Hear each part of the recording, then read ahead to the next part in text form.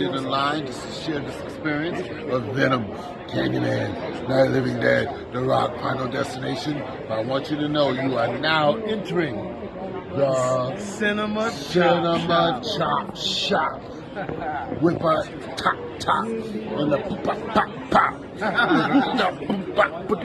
Boom, boom, boom.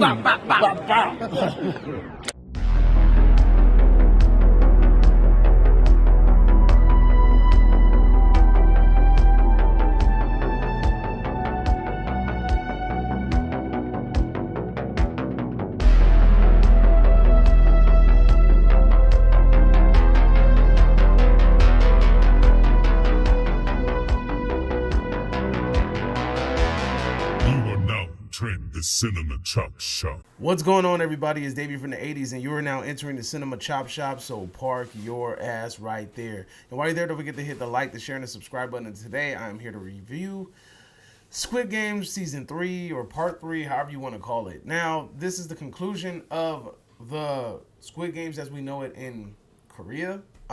There is something that happens towards the end of the season that I'll kind of get into at the end of this video, but let's go ahead and get into what we all have been waiting for. So we've been waiting for the conclusion of the Squid Game series because we know that the showrunner kind of didn't want to do a second season. He really wasn't interested in doing it, but he was kind of forced to do it. Netflix threw so much money at him, and he was like, fuck it, I'll do it, right? But he wanted to create a great conclusion to his story, which I feel like he was able to accomplish, but the ending left me feeling some type of way, and I'll get there when I get there.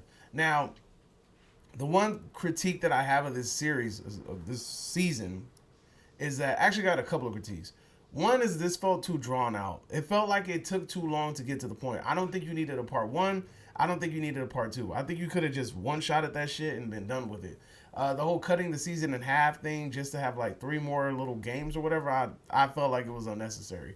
I felt like Netflix is just doing that because they wanted more eyes on that show because they knew that show drove so much money.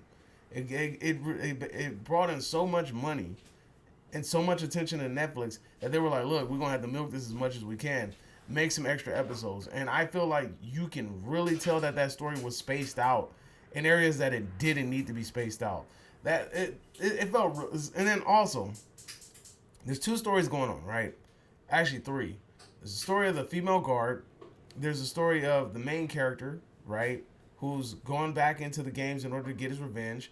And then you have the side story of the police officer or the detective who got shot in the first season, who came back, who's trying to figure it out, right? You have these 3 characters that need to have their stories kind of like wrapped up by the end of the season. And then you also have the other supporting cast or whatever that also have their own stories. Now, I feel like we got a whatever conclusion to everybody's story, but the main characters, right? I feel like the detective that was investigating, I feel like his story arc wasn't really concluded well. It just basically ended the same way kind of the first season ended. Like, it just was like, well, you almost got me there, Gadget, and then you disappear into space. And then also with the young lady, she had the young lady who was a guard. And she ended up having her other side quest. Like, the thing about it was, you introduced something at the end of the show that could possibly go somewhere else. But at the same time, this is the conclusion of this series as we know it. And I don't see her coming back into the game with the story that they decided to go with, right? So if she has like a daughter, and she's going on this mission to find her daughter, I mean, what does that have to do with Squid Games? Like, we don't, like, why do we need to know that? I don't know how does something happening in China, why does that matter to what's going on in Korea and possibly America, right? I don't know. Me personally, I don't see it unless they can make a really clever way to tie it in. It doesn't make sense. Also, same thing with the guard, him almost catching the main guy, but the main guy getting away.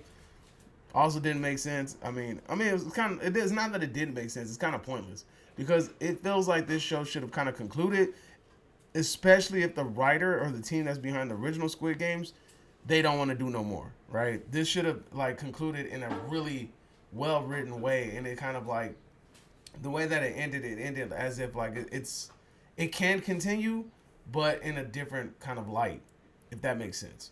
The way that the story ends for the main character, I feel like it was really predictable.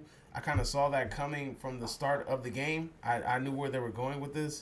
I knew that it was gonna end the way that it ended, and I'm not mad about it. A lot of people are upset about the way that it ended. A lot of people have a lot of ties to that character, especially because he's one of the original characters from the first series.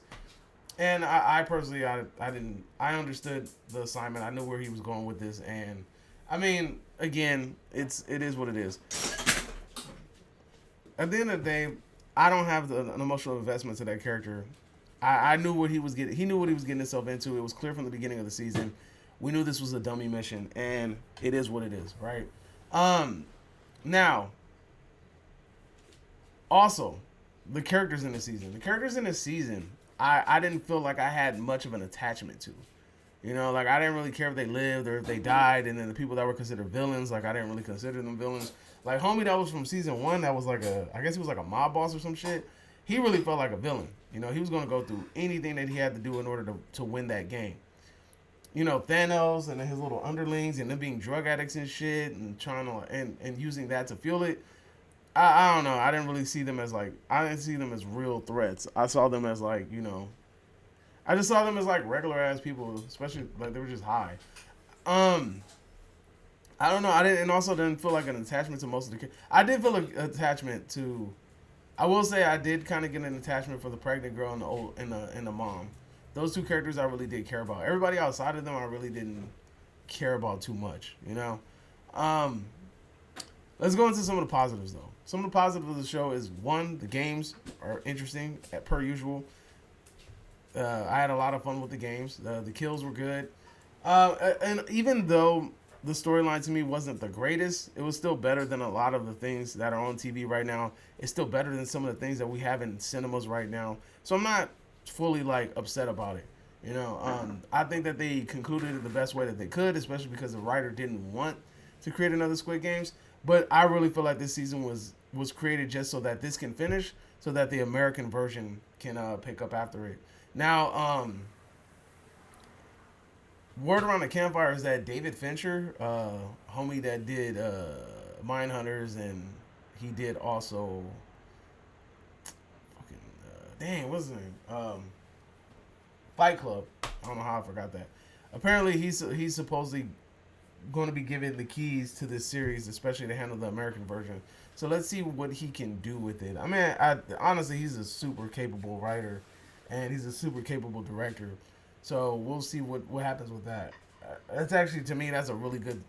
If you're gonna pass it towards anybody, I think that's a good sign to pass it to him. I think that's a good look.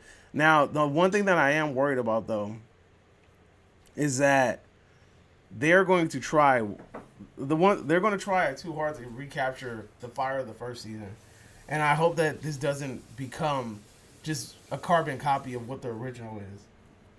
There's only so much story that you can tell, and hopefully they decide to tell a good story. But I don't know. I mean, this season wasn't as good as the first one. It was entertaining. You know, I think it was good, but it wasn't great. And I guess this is what we asked for. We wanted a conclusion. We wanted the season 2, and this is what we ended up getting. But you can kind of tell that the heart and the passion from the first season, it wasn't in this one. You could kind of tell that the director and the team behind it kind of didn't want to do another one. So it kind of reminds you of Joker 2, but just not that bad, right? The season was good. You know, I had a lot of fun with it. It was cool. But you could just tell, like, I don't know, it was just missing something. It didn't have the heart of the first season. But I liked it. It's worth watching. It's worth sitting down and having fun and camping with your family, you know, binge watching it. It was cool. But, you know, that's all I got. Let me know if you agree or disagree, whatever the case may be. Drop it in the comment section down below. And you are now exiting the Cinema Chop Shop. Hope you guys are having a great day. Now get your ass out of here. I want to play a game. Subscribe now. The choice is yours.